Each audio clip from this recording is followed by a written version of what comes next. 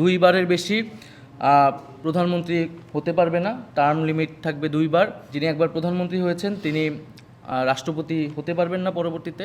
Party এনসিপির সাথে জাতীয় ঐক্যমত্য কমিশনের বৈঠক ছিল, যে আমরা যেই সংস্কার বিষয়ে যেই মতামত আমরা দিয়েছিলাম তাদের সুপারিশের উপর ভিত্তি করে সেই বিষয়ে আজকে বিস্তারিত আলোচনা হয়েছে। তো আজকে আমাদের আলোচনা আজকে সম্পূর্ণ হয়নি। আমরা প্রথম ধাপের আলোচনা আজকে আমরা করেছি এবং তাদের যে সুপারিশ সেই সুপারিশের এবং আমাদের যে মতামত দেওয়া হয়েছিল তার বাইরেও অনেকগুলো বিষয় নিয়ে আজকে আলোচনা হয়েছে এবং এই আলোচনা চলমান থাকবে। মোটা দাগে আমরা জাতীয় নাগরিক পার্টি বলেছি যে আমরা রাষ্ট্রের মৌলিক সংস্কার, যে সংস্কারের মাধ্যমে ফ্যাসিবাদী ব্যবস্থার বিলোপ, স্বৈরতান্ত্রিক রাষ্ট্র কাঠামোর পরিবর্তন করে আমরা একটা গণতান্ত্রিক রাষ্ট্রে প্রবেশ করতে পারবো, এটা আমাদের মোটা দাগে উদ্দেশ্য।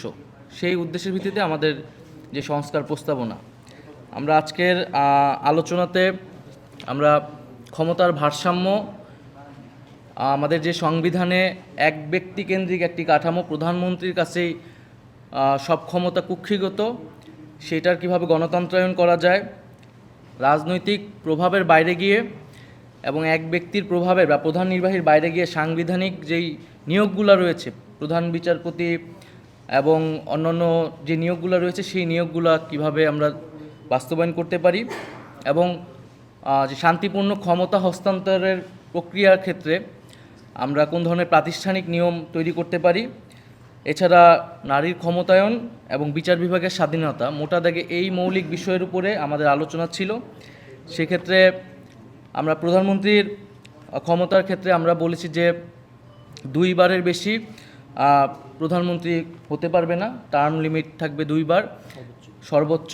রাষ্ট্রপতি এবং প্রধানমন্ত্রী উভয়ের ক্ষেত্রেই যিনি একবার প্রধানমন্ত্রী হয়েছেন তিনি রাষ্ট্রপতি হতে পারবেন না পরবর্তীতে। আমরা প্রধানমন্ত্রী শাসিত সরকার নয়, বরং মন্ত্রী পরিষদ শাসিত যে সরকার সেটার প্রস্তাবনা দিয়েছি। এবং এছাড়া যেই এনসিসির ধারণা দেওয়া হয়েছিল ঐক্যমত্য কমিশনের পক্ষ থেকে, যে সাংবিধানিক কাউন্সিল, জাতীয় সাংবিধানিক কাউন্সিল, আমরা সেই জাতীয় সাংবিধানিক কাউন্সিলের ফরমেশন নিয়ে আলোচনা করা হয়েছে। সেখানে কিছু মতামত এসেছে। সাংবিধানিক কাউন্সিল হচ্ছে সাংবিধানিক যে গুরুত্বপূর্ণ পদ, সেই পদ নিয়োগগুলো দিবেন। এবং আইনসভার ক্ষেত্রে আমরা দ্বিকক্ষ বিশিষ্ট আইনসভাকে সমর্থন করেছি এবং উচ্চকক্ষ হতে হবে ভোটের আনুপাতিক, আসনের আনুপাতিক নয়। এবং নির্বাচনের আগেই উচ্চকক্ষের প্রার্থীর ঘোষণা দিতে হবে রাজনৈতিক দলগুলোকে।